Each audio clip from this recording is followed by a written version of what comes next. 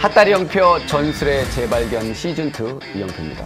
오늘 시즌2 첫 방송을 함께할 두 분을 모시도록 하겠습니다. 김은중 감독, 조원희 프로축구연맹 TSG 위원입니다.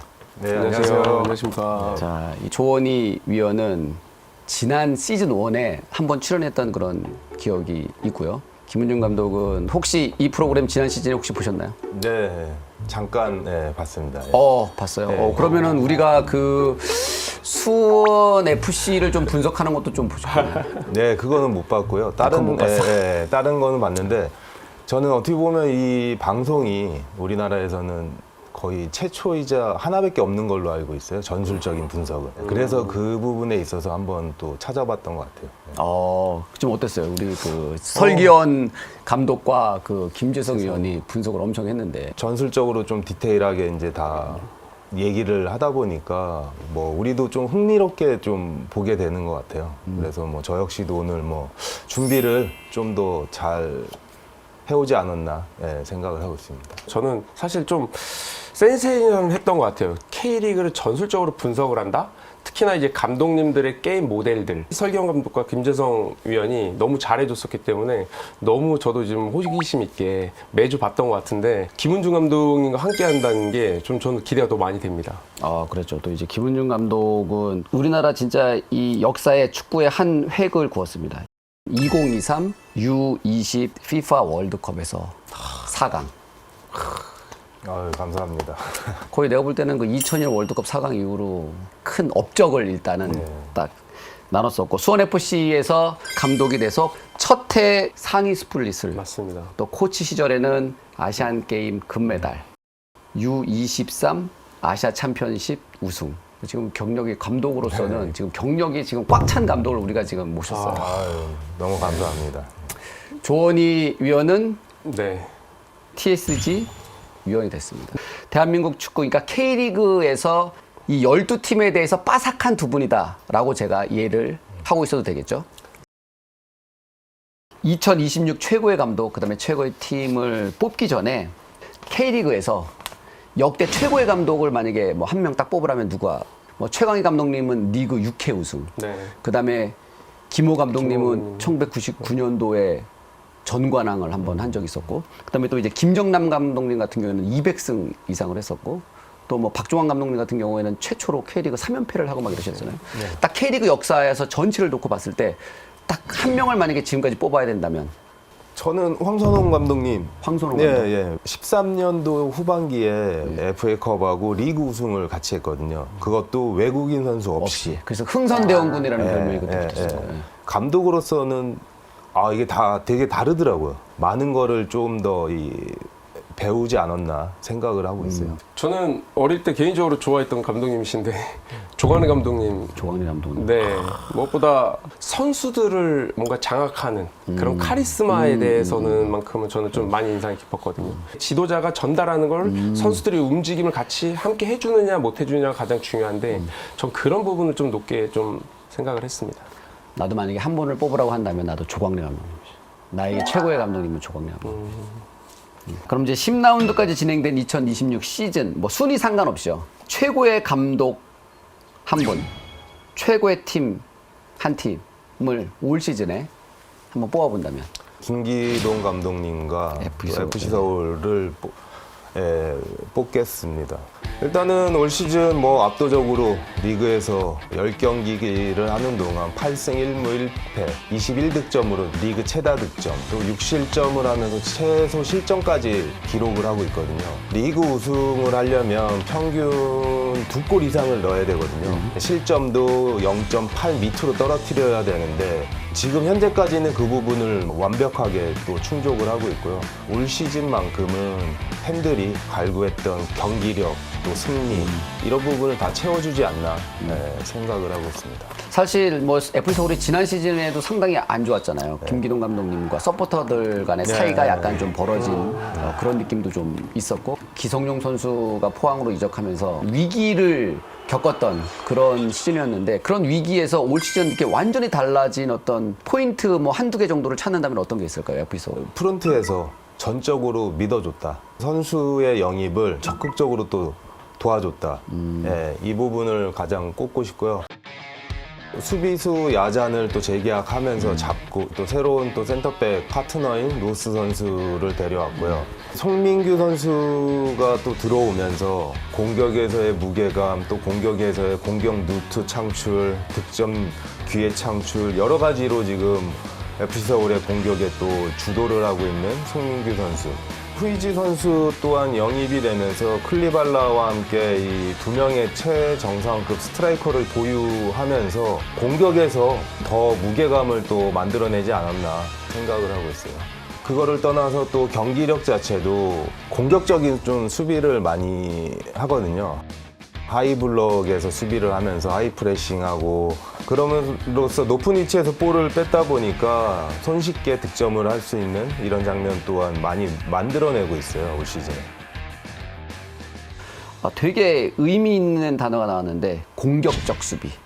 그만큼 지금 FC 서울이 시즌 초반부터 엄청나게 다이나믹한 네, 수비를 보여주고 있고 상대 볼도 상당히 빨리 뺐고 엄청나게 많은 득점을 하면서 다른 팀들과의 격차를 시즌 초반부터 확 벌려놓고 시작하는 약간 그런 느낌? 특히 이제 FC 서울 같은 경우에는 뭐 지금 장면도 마찬가지겠지만 버저비터 골이 상당히 많이 나오는데 그 버저비터가 나오려면 경기가 이미 경기 시간이 지난 이후의 상황인데도 불구하고 여전히 역습에서 저렇게 4-5명의 선수들이 전력 질주를 할 수 있는 이 체력이 남아있다는 것 하나가 또 서울이 되게 좋은 성과를 내는 이유인 것 같아요. 그다음에 또 미드필드인 뭐 이승모 선수라든지 송전범 이런 선수들이 2선에서 침투하는 저런 장면들이 상당히 많이 나와요. 저 장면으로 득점도 많이 하고 상대를 또 공략할 수 있는 이런 부분을 어떻게 보면 FC 서울이 올 시즌 가장 좋아지지 않았나 생각을 하고 있습니다. 그리고 이승모 선수가 득점 이후에 FC 서울 선수들을 보시면 팀의 응징력 자체가 너무 좋아졌어요. 어떤 선수가 경기를 뛰던 누가 득점을 하던 내일처럼 우리 팀으로서 이 다 같이 좋아하는 모습이 상당히 좋아 보인다라는 생각이 들고 있습니다. 그럼 궁금한 게 있는데 지금 이승모 선수가 골을 넣으니까 밖에 있는 벤치에 있는 선수들이 막 달려가서 저렇게 좋아하잖아요. 그럼 이제 감독 입장에서 이 선수는 밖에 있는데 안에서 골을 넣었는데 그렇게 안 좋아하네? 이런 게 보이나요? 물론 보이죠. 야. 훈련할 때도 그렇고 경기 때도 보면 선발로 안 나갈 것 같다라고 하면 일단 운동 자세가 이런 게 준비하는 게 상당히 좀 소극적이고 참여 안 하는 선수들이 있어요. 그런 부분이 어떻게 보면은 팀의 힘을 못 받고 또 그 팀의 분위기 자체가 안 좋아지거든요. 근데 제가 봤을 때는 FC 서울은 어느 선수가 베스트로 나가던 모든 선수들이 지금은 원팀으로서 움직인다라는 거죠. 그러면 감독 입장에서 그런 선수를 봤을 때 1번 때리고 싶다? 2번 엉덩이 차주고 싶다? 사실은 요즘은 예전처럼 강압적으로 할 수 없는 시대이기 때문에 달래죠. 달래고 달래서. 이해시키고 근데 말하면서도 이 속에서는 화가 나죠. 네. 그러면은 우리 조원희 위원은 네. 선수 때 네. 내가 이번 주에 경기를 했어요. 이번 주 안 난 것 같아. 그때 태도가 어떤 쪽이었어요? 저는 죽기 살기로 한다? 아니면 나도 그냥 저는 전자죠. 항상 그래도 항상 경기장에 있던 아니면 정말 관중석에서 보던 항상 저희는 원팀으로. 제가 감독일 때 만약에 원희 같은 선수가 있으면 이런 선수만 있으면 좋죠. 긍정적이고 팀의 에너지, 헌신적이고. 네. 그런 거에 하나의 팀에 이제 힘을 받기 때문에 가장 좋아하는 유형이죠. 자, 그러면 우리 조원희 TSG 위원의 생각은 어떤가요? 저는 수원 삼성 이정효 감독을 좀 선택을 했습니다.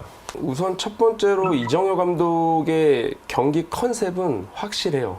뒤에 수비의 조직적인 부분에 있어서만큼은 어떻게 해서든 안정감 있게 가져가는, 특히나 올 시즌에 승점 3점을 가져오는 경기가 7경기나 됐고 그 부분에서 가장 중요했던 건 수비의 조직이었다고 봅니다. 헤이지와 일류첸코의 약간 투 스트라이커이지만 볼 쪽의 압박을 한 명이 가면서 4-4-1-1 형태로, 특히나 이제 헤이지가 전방으로 뿌려진 다음에 일류첸코가 미들블럭에서 미드필드 선수를 한 명을 잡고 있어요.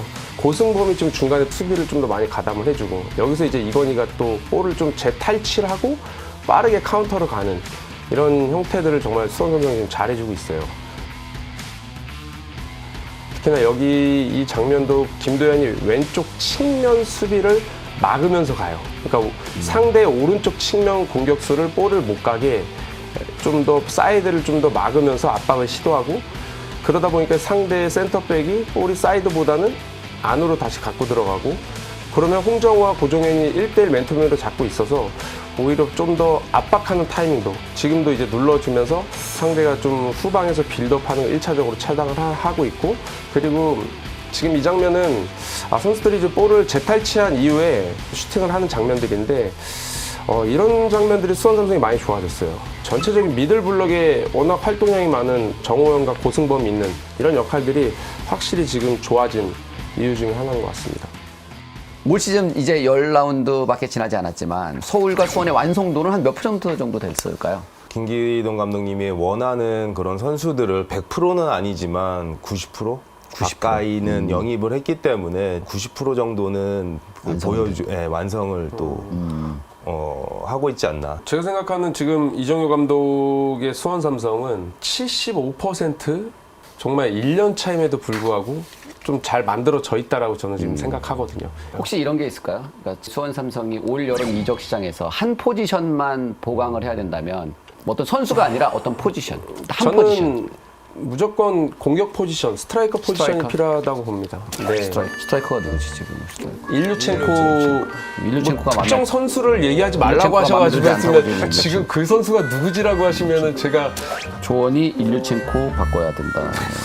일류첸코 선수가 저는 이게 일류첸코의 지금 공식 입장인가요? 조원이 TSG 의원의 공식 입장인가요? 수원 아닙니다. 일류첸코 바꿔야. 이거만큼은 개인적으로 이야기를 하고 싶은 건 이정효 감독이 충분히 좋은 성적을 거두고 있다고 생각하지만 본인 스스로에 대한 만족은 많이 없을 것 같거든요. 한 60, 70%도 안 될 것 같은데 그 이유 중에 하나가 지금 공격 포지션이에요. 일류첸코 선수가 지금 득점이 제로예요.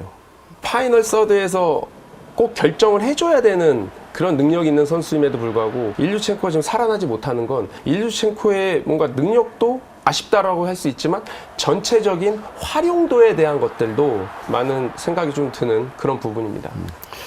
자, 그러면 서울은 만약에 뭐 지금 워낙 잘하고 있긴 하지만 그래도 이 포지션에 어떤 한 선수, 어떤 좀 보완이 좀 필요할까요? 감독님들의 입장에서는 항상 부족하죠, 선수가. 하지만은 내가 원하는 선수로 팀을 꾸리는 감독은 전 세계에서도 없다고 저는 생각을 해요. 제가 볼 때는 부상자들이 좀 많이 안 나와야 되지 않나. 부상 관리를 얼마만큼 잘 함으로써 팀을 끝까지 잘 또 이끌고 가지 않나 생각을 하고 있습니다. 좋은 팀, 그다음에 성적을 내는 팀은 크게 두 가지가 있는데 하나는 좋은 감독, 그다음에 또 하나는 좋은 선수 구성. 이분법적으로 나누지 않고 퍼센테이지로 나눈다면 나는 감독이 몇 퍼센트, 그다음에 선수 구성이 몇 퍼센트, 어떻게 좀 이야기할 수 있을까요? 감독 한 60, 네, 선수 40 정도. 6사, 감독 6, 선수 4. 네. 제가 좀 바뀐 것 같은데 전 8대2 정도로 그 이상으로도 말씀드리는 게 감독 8, 그렇습니다. 감독 8, 네. 선수 2? 네. 그 전에는 그럼 얼마였어요? 저는 한 6대4? 6대4였는데 6대4 정도였는데 선수들에게 물어요, 제가. 너희가 지금 몸 상태가 왜 좋은지, 요즘 팀이 왜 잘 되는지. 결국에는 감독님들, 지도자, 코칭 스태프에 대한 공을 다 돌리거든요. 당연히 경기장에서는 선수들이 뛰지만 그 그래서? 전에 모든 것들은 감독님의 역할들이 가장 중요하다. 6대4, 8대2.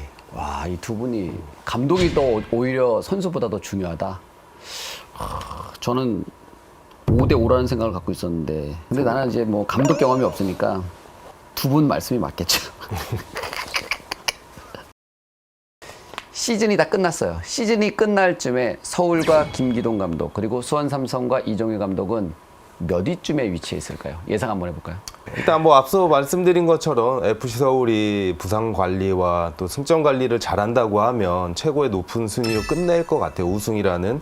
하지만은 여기서의 이제 견제하는 팀, 전북 현대, 울산 현대, 대전 하나시티즌 이 세 팀이 얼마만큼 FC 서울을 견제해주고 괴롭히냐에 따라서 올 시즌 우승 향방은 갈리지 않을까 생각을 하고 있습니다. 그래야지 또 이 보시는 또 팬들의 입장에서는 또 K리그가 끝까지 흥미진진하게 또 재미있게 또 이끌고 갈지 않을까 생각을 하고 있습니다. 저는 뭐 마음 같아서는 뭐 우승으로 습격을 했으면 좋겠다고 생각을 하지만 부산도 지금 만만치 않죠.